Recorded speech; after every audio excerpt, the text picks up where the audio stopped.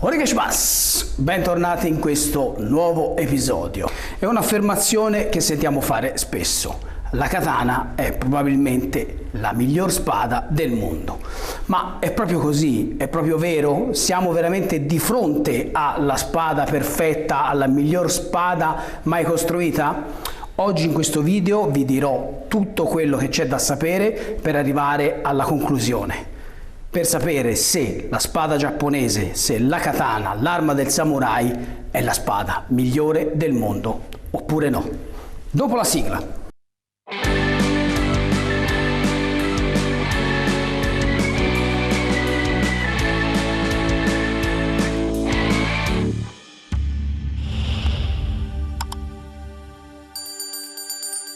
Sicuramente è la spada più famosa, non solo in Giappone, ma in tutto il mondo. Principalmente perché il suo design è veramente unico, un design veramente accattivante, una forma che riconduce subito a un'estetica veramente di impatto.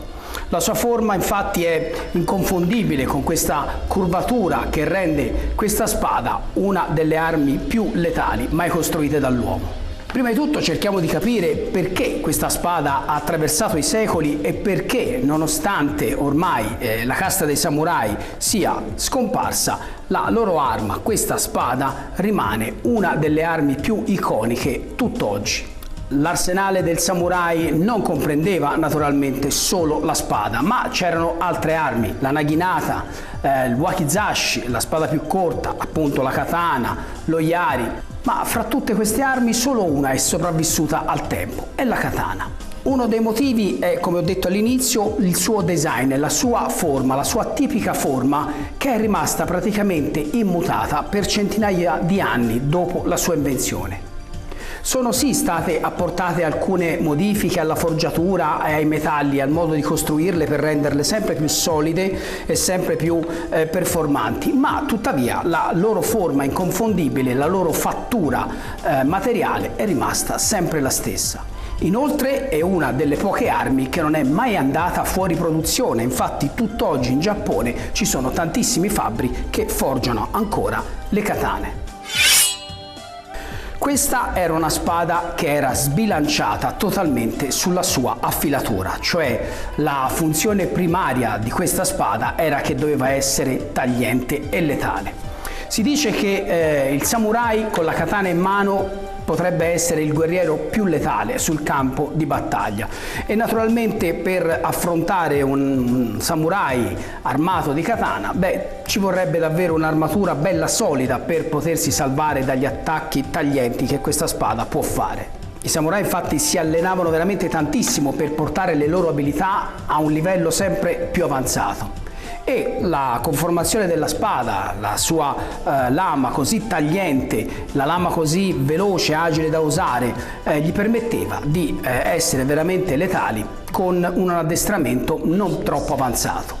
Naturalmente quando parliamo di perfezione siamo soliti dire che naturalmente la perfezione non esiste ed è la stessa cosa per questo tipo di spada. Non esiste la spada perfetta, quindi la katana ha qualche punto debole, ha qualche cosa per cui potrebbe non essere definita la spada migliore in assoluto? Assolutamente sì. Come ho detto all'inizio, la spada, la katana, è principalmente stata ideata per abbattere nemici, per essere tagliente e affilata. Ma naturalmente molti pensano infatti che uno dei punti deboli della spada sia il fatto che sia fragile, e questo in parte è vero, ma dovete considerare una cosa, che la spada, la katana, come quella che ho qua adesso, era più un oggetto diciamo di lusso da portare. Naturalmente poteva essere usata per i duelli, ma questo tipo di katana qua non era la stessa katana che potevate incontrare sul campo di battaglia. Sul campo di battaglia infatti le spade tendevano a essere molto più grosse, molto più pesanti e quindi molto più resistenti. Questa è una delle spade che poteva essere usata in battaglia. Cercherò di farvi vedere, vediamo se si vede. Il suo spessore è molto importante.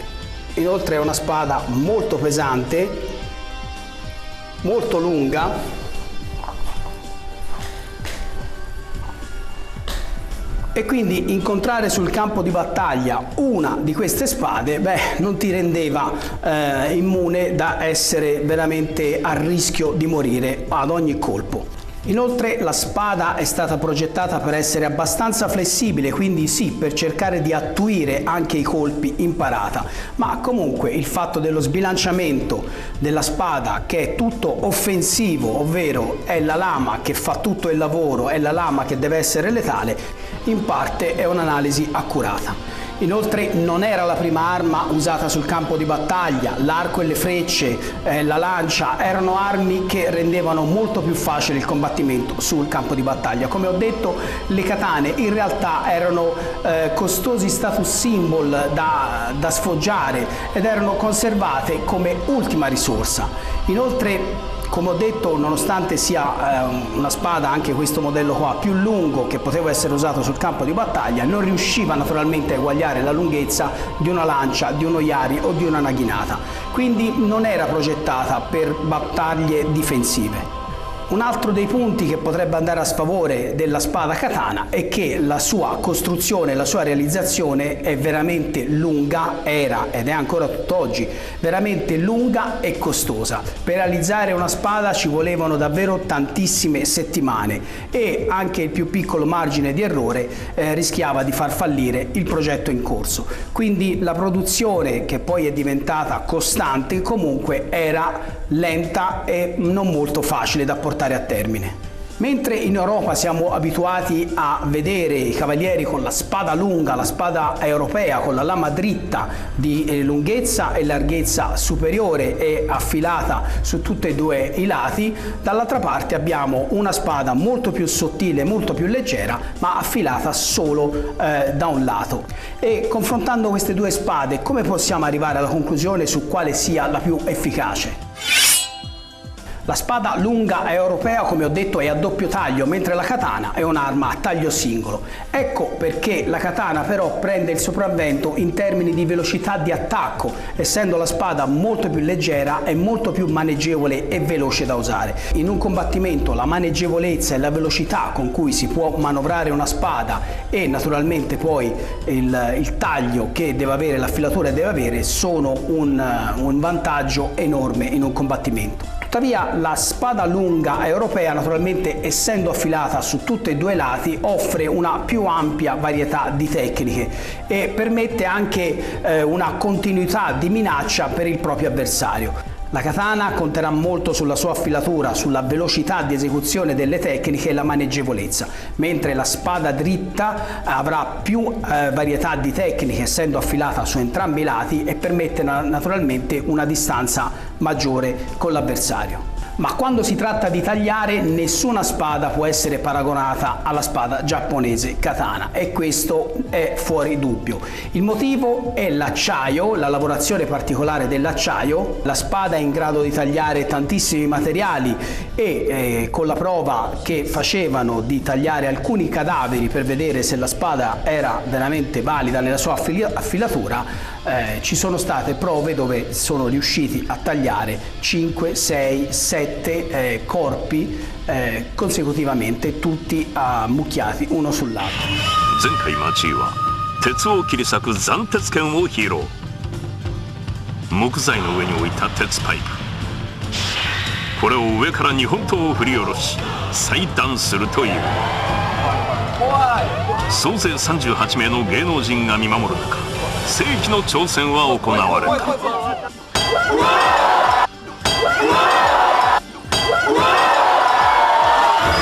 その神業にスタジオは興奮のるつぼ。スーパースローカメラの衝撃映像でさらに大興奮。すると淳が全てが揃わなければ鉄板を切ることはできない。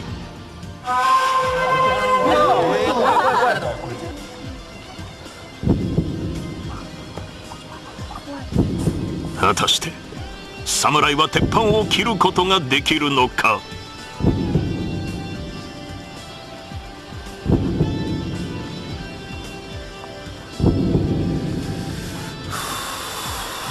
いきます。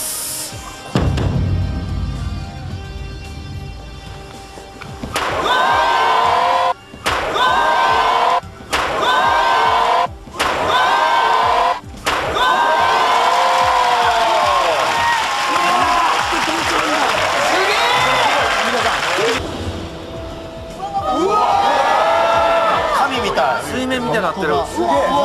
かっこいい。綺麗。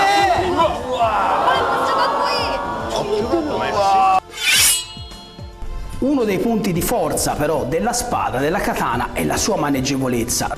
Ragazzi, la katana è una spada che può essere impugnata veramente da tutti, sia da chi è di corporatura più alto, più basso, chi ha meno, più forza, chi è più debole.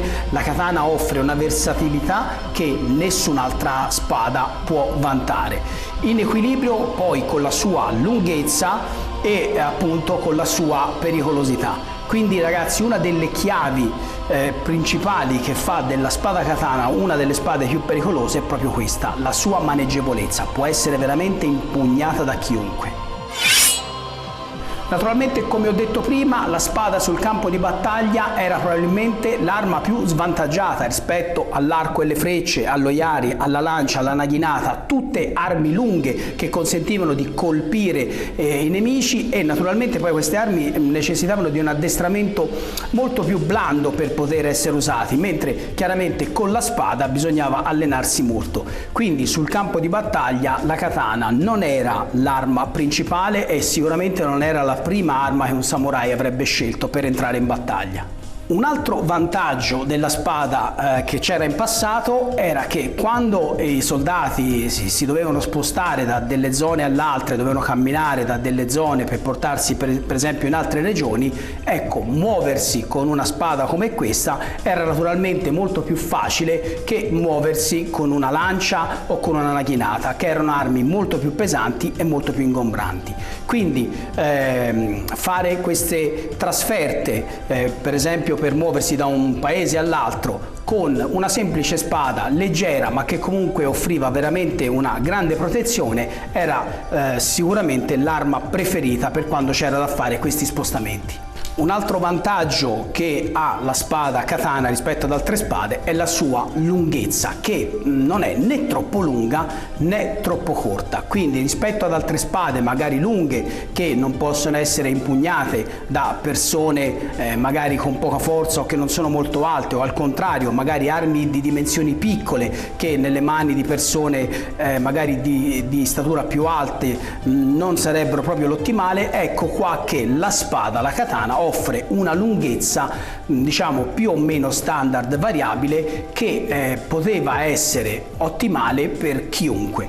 Quindi non solo la sua maneggevolezza e il suo peso ridotto la rendevano un'arma estremamente facile da trasportare e da maneggiare, chiaramente non avvantaggiata contro le armi lunghe come ho appena detto, ma comunque aveva una lunghezza che gli consentiva di essere sempre abbastanza pericolosa.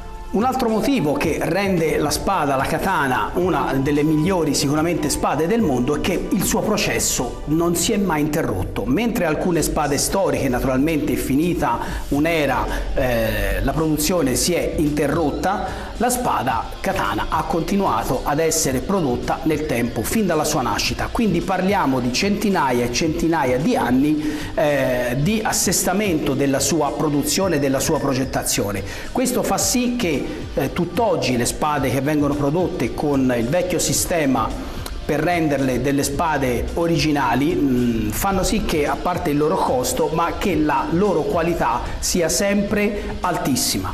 Quindi possiamo dire che questo è veramente un motivo importante che riesce a rendere la spada tutt'oggi una delle spade veramente più quotate al mondo. E il motivo è proprio questo: la sua produzione non si è mai interrotta.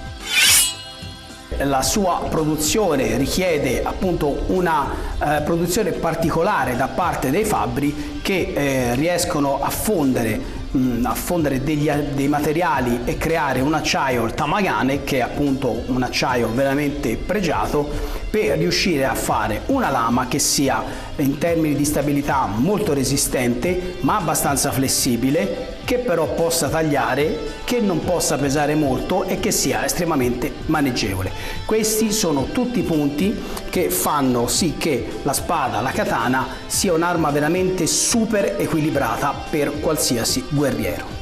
In definitiva possiamo dire che la katana sia l'arma migliore di tutti i tempi? Assolutamente non possiamo dire questa cosa, anche perché non è la spada che fa l'uomo, ma chiaramente è l'uomo che maneggia l'arma.